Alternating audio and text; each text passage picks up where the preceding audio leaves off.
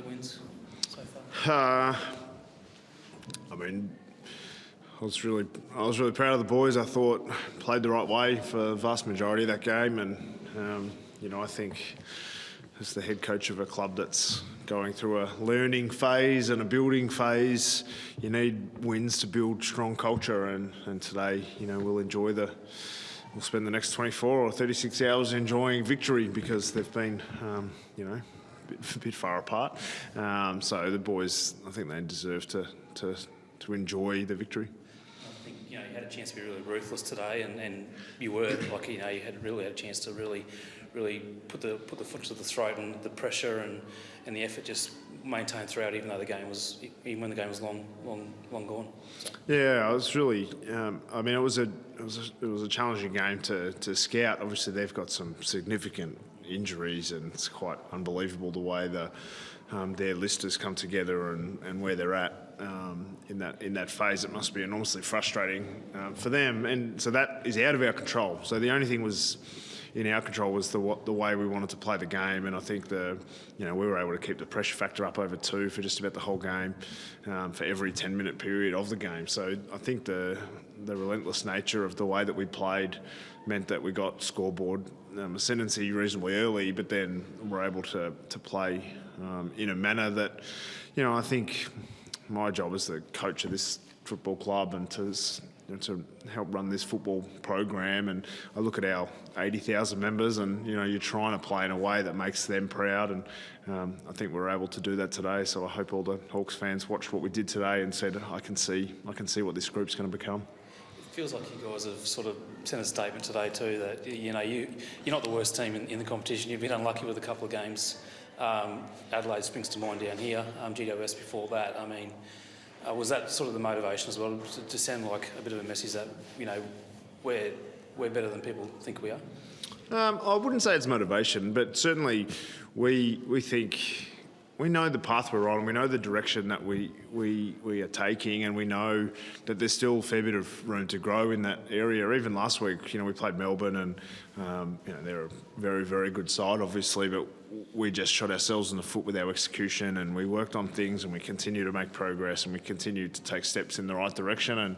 And I think most games this year we've taken some sort of step of improvement into the game, and today a lot of things went right. Obviously, if you win by a margin like that, there's a lot of things to be happy about. But some of the progress that we've made from the training we've done was the thing that we were probably the most proud of so far. Guys like Warple, Connor Nash, Mackenzie, Newcomb. I guess when you were making those big list decisions a couple of years ago, did you and R about whether throwing them in the deep end was the right move? And I guess they've justified that belief over the last couple of weeks. I think with the midfield, we were very strategic about what we wanted to do, and what we want to do as a club is build a team that wins finals, wins premierships, and plays on the biggest stage. And at the moment, last year we were sort of 18th at most midfield statistics, so we could have kept going to the well and kept trying to do the same thing, but we thought if we rejuvenated the midfield in particular, that might be an area that we could improve pretty quickly. And that, not where we have got a lot of stuff wrong, don't get me wrong about that. So we're far from a finished product around the middle of the ground, but the introduction of Will Day into the midfield, he got tagged for the first time today, so that's a learning curve for him. But that learning for all of our midfielders and the synergy that they're building and playing together, is something we're pretty excited about for our future. Did you think Connor Nash could develop as well as he has this year in particular? Yeah, I think with Connor, it was a work in progress. We knew physically and from a character point of view, he had everything that he needed. And so he's physical, he's strong, he's big, he's got a great running capacity, and he's got great character, great work ethic, wants to get the best out of himself. He's a great teammate. So all of those things added up. It was just going to be whether he could actually have the talent to get there in the end. And the thing about Connor is he played just about every game last year, and he really struggled to get to sort of 20 possessions. He was always having an impact, always doing the team role, and always reasonably happy with him. But now I think today was maybe the second game for the year year he's had 30 possessions, so he's taken his game to a whole another level. And I think if it's not him, it's Newcomb, or then it's Warple, or it's Day, or McKenzie, or Ward, or whoever. So I think the balance of our midfield is one of the strengths of what we're producing at the moment. Both your wins have come here this season, and historically the club's always done well here. Why do you think that is? I think we play the ground well. I think it's such a level of comfort and homeliness in Tassie. I think when we play here, certainly we stay at the same hotel and we eat the same foods and we see the same people, and you have the same masseurs and stuff for the players, I guess. So there's a level of comfort here. It's obviously a tough travel, particularly from Perth for West Coast. So I think some of our better games are usually here, and today was no different. I guess the stadium's been a big topic of discussion down here the last couple of weeks. How, as a Hawthorn person, how much would you love it to be rectified and for a Tassie team to be down here as well?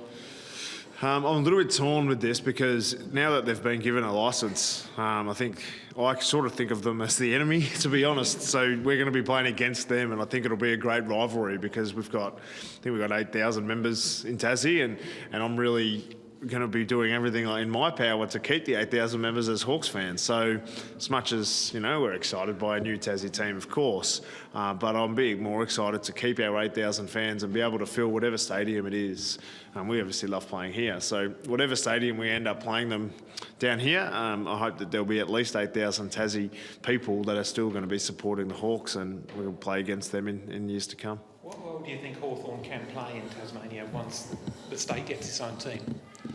I'm far from an expert, but I think there is a role to play. I've been coming here for 20 years or thereabouts, and I think that the role of Tasmania in Hawthorn and the role of Hawthorn in Tasmania is too good to throw away, would be my line.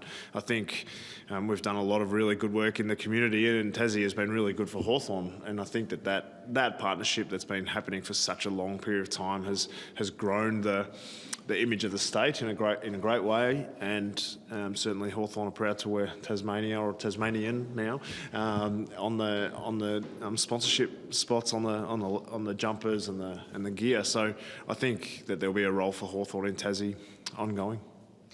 Josh Weddle, fourth game I think it was probably was his best game so far. Especially early when the game was still there to be won. 2 goals and maybe 9 or 10 possessions in that first quarter.